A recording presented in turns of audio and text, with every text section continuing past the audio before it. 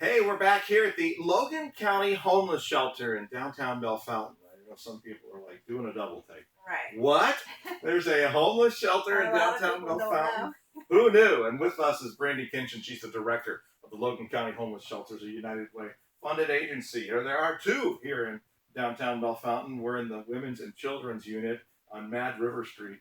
And I think that is one of the very first things that people kind of drop their jaw about. We have homeless people in Logan County. We do.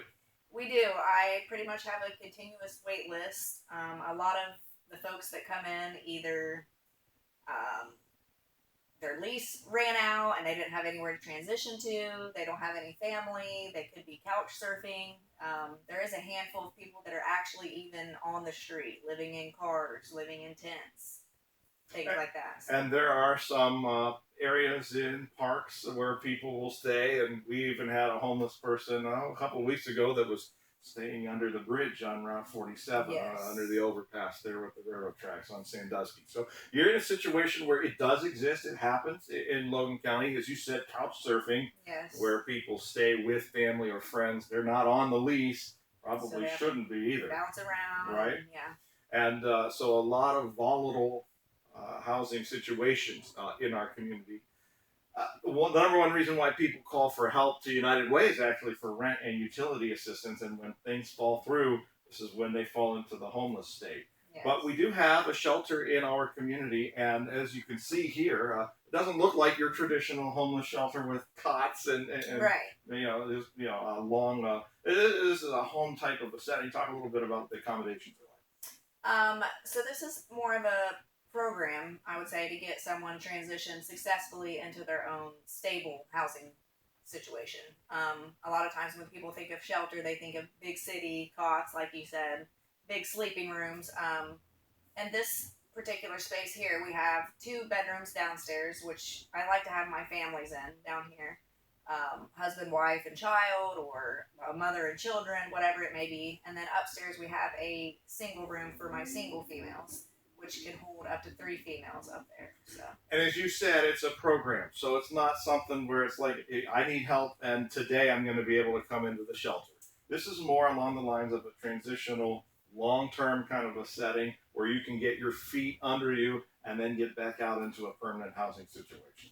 Yes, unfortunately, it's not an emergency situation. A lot of times, those are the phone calls we get. And for those, we have specific funds that we can use to put people up at the Super 8. But otherwise, if I do have a vacancy, they come in, complete an interview, have to pass a background, drug screen, and if I have availability, then they can move right in and stay. We like to see them in and out over a 2-month span, but we realize that can take a little longer sometimes, especially considering what's going on right now. If we do have more emergency type of a situations from time to time, we do with United Way have a partnership set up with Caring Kitchen in Urbana, which serves as overflow when our shelters here are full.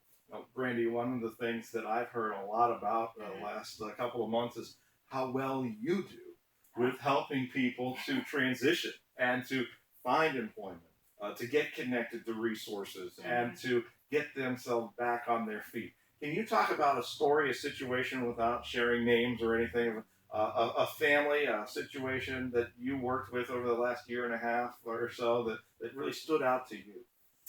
I would say, actually, just really what's been going on right now with the pandemic. We've really been working with folks.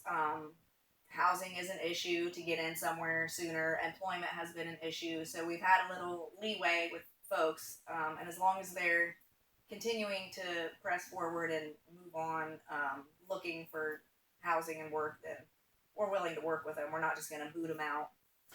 United Way funding, your United Way gift, is critical to the shelter's existence. United Way funding is a big portion of what occurs here at the shelter. $30,000 in United Way funds this year. And can you talk specifically about the importance of donors giving to United Way so that the shelter can keep doing what it's doing? Absolutely. The funds donated to help the shelters remain open and functioning properly is really just the day-to-day living, providing a roof over the head, electric and water and all the basic necessities that someone would need to be safe and look for other things. And the cost of an overnight stay here at the shelter, roughly? It's roughly between seven and 10 each night. We do serve over 150 folks each year. So, and on average, I mean, we pretty much stay full. Yeah. Yeah.